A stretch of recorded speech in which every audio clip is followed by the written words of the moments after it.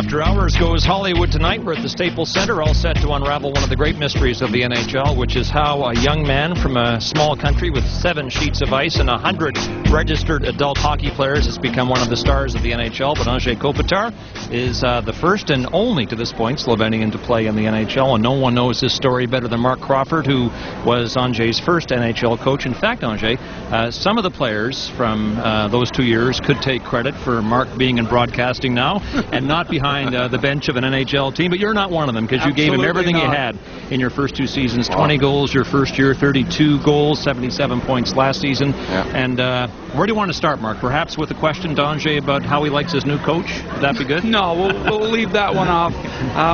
But I'm just thrilled to death that Anze agreed to come up here, especially after a tough loss. I mean, the Kings played a great game tonight. We're probably a little bit unfortunate they didn't get something more out of it. And let's talk a little bit about Anze. And he is a great story coming from that small country. Anze, tell the viewers, like when you played minor hockey, was there much of a minor hockey system back in Slovenia? Well, I mean, I don't know about the good minor hockey, but at least there was a league back there, and you know, I think I always play with 3 years or 4 years older guys, so it was kind of a challenge for me. You know, they were all much bigger and much stronger, but you know, that's what it was for me. I played you know, about 50 games every year, and you know, I guess it helped me a lot. Just before we leave your relationship with Mark, we had Alex Burrows on After Hours last week. He did a highly acclaimed imitation of Mark. Did you see it? Yeah, I did see it on YouTube, but I think I'm going to pass. I'm going to pass on that. He's a great player. He never got yelled at, ever. Fair enough. You have been called the perfect blend of size, speed, and skill. And when you showed up here in Los Angeles, Mark's training camp 2 years ago at the age of 19, the Kings allegedly had every intention of sending you down. But before you left home, you had said to your father, and he told me this yesterday, they will not be sending me down. I will make that team. Yeah. What did you do to make the Kings change their mind? It sounds like a cliche, but I don't know. I knew my conditioning was really good, and you know, I just knew everything I have to show is what I do on the ice. And you know, I came into training camp with a lot of motivation, and you know, I was ready to make the team, and you know, I just had to prove it. And you know, I think I had a pretty good rookie camp, and then after that a main camp. So that's why you know, they kept me there. But you know, they were saying they're going to send me to the AHL first, but you know, I proved them wrong, and I'm really glad I did that. Oh, quickly, Mark, because we want to get the fans in here. When did you realize that Anze was a keeper? Well, I remember talking to Andy Murray and Dave Taylor right when I came here, and they both said that he was the real deal, and definitely they thought he was close to being ready. And I know Dean Lombardi is a guy that really believes guys have to earn their stripes, and for the most part that's true. But I think when you have Anze's talent level, and he was definitely a motivated guy, as you've already alluded to, that rookie camp where we were playing against the other team's rookies, the guys from San Jose, the guys from Phoenix, the guys from Anaheim, he showed right away that he was the top player in that tournament, and he kept showing that on into the exhibition schedule. And we already showed earlier tonight, maybe we'll get a chance to see it again, his first goal in his first game against the Anaheim Mighty Ducks, which really put him on the forefront of the Kingland here very quickly in his career. Yeah, in fact, he scored 2 that night. We'll take a look at that first goal in our next. Well, actually, let's have a look at it now. And this was you going around Chris Pronger. I said earlier tonight that at that point you're brand new in the NHL. He's probably wondering, who is that guy who just gave me windburn? Yeah, well, I don't know what I was thinking, to be honest with you, too. And I know Dustin just kind of chipped it off the boards there, and I skated into it, and I knew I had a lot of speed there, so I just you know, went around him, and it worked out pretty good for me. All right, let's, as I say, bring the fans in. We've got an email question from Quentin in Brooks, Alberta. Who has been the toughest goaltender to play against in the West for you? Well, I don't know. There's a lot of good goaltenders in the West with, you know, Kiprusoff and Luongo, and, you know, even in Detroit, the goalies are really good, and, you know, it's hard to pick, but I might go with Luongo. Okay, we've made the point, Anze, that Slovenia is not a hockey nation in the way that many others in the world are. Very few registered adult hockey players there. But growing up, we're told that all you ever wanted to become was an NHL player. So where did the dream come from?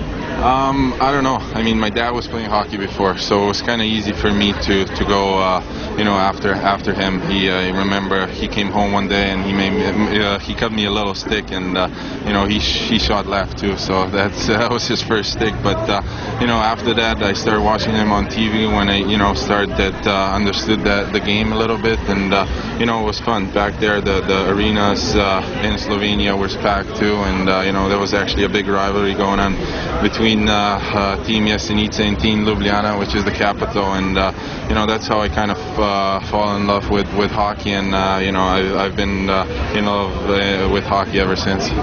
Legend has it, and Mark told me this, so I guess that qualifies it as a legend, that your grandmother, who is an English teacher, used to interview you after your games in Jesenice, and interview you in English, so that you'd be ready when you got to the NHL. Is that true? Yeah, I don't know. It was kind of a funny story. One day I came up to her, and she was a teacher in school, and I said, what, Grandma, I want to learn English because I don't think I'm going to play in Slovenia for much longer, and I'm going to need to speak English in about 5 years. But it sounded pretty funny for her, and she started laughing at me. But here I am right now, and I'm really glad I did that. And I'm guessing she provided you with better questions than you're getting from us tonight. But here's one from Mark.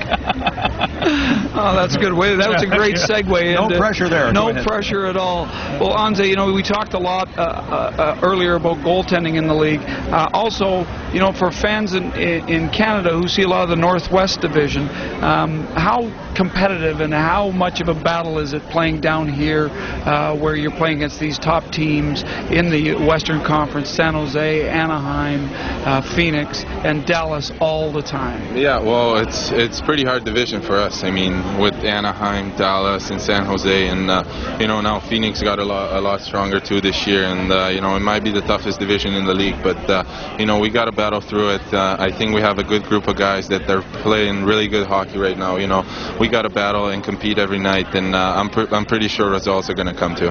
You're from a small, very close-knit family, just your brother and your parents. Tell us about the very difficult decision you made at the age of 16 to leave Jesenice and go play in Sweden and Södertälje. Yeah, that was really hard for me, and I'm really close with my family, and with 16 years old going to Sweden, not really knowing where I was going, it was a pretty tough step for me, but I knew that was the next step for me if I wanted to accomplish my dreams and come to the NHL, and